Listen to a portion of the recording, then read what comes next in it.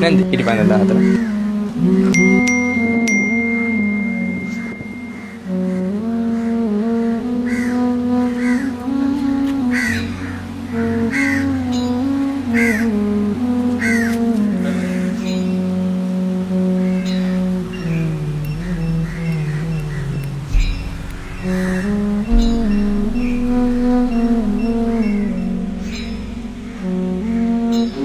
මොකද බං උඹට වෙලා තියෙන්නේ?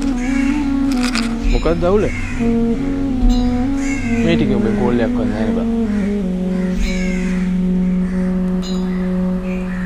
මොකක් කර ප්‍රශ්නයක් නම් මටත් කියපන් ඉතින්. මොකද පොඩි කාලේ දැන් එකට ඉඳලා උඹට මට කියන්න බැරි දේවල් නෑනේ. එහෙම අවුලක් නෑ දැන්.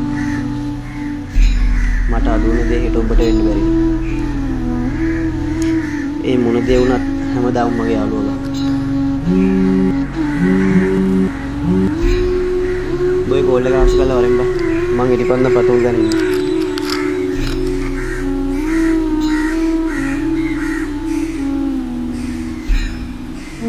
හෙලෝ. මං ඔයාලට මැසේජ් එකක් දැම්මනේ පස්සේ ගන්නම් කියලා. අහුවෙන්න දෝනේ ඔයාලට. අහුවෙන්න දෙයක් නෑ. දනුගේ හැමදේම දැනගෙන මගේ දනුකගේ අතරට තුන්වෙනියක් ඇවිත් කියලා. ඒ තුන්වෙනිය ඔයා කියනත් දනුක දැනගෙන. දැන් මම මොනවද කරන්නේ?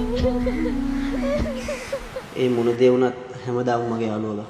ඔබ දුර ඇත සිටිජයක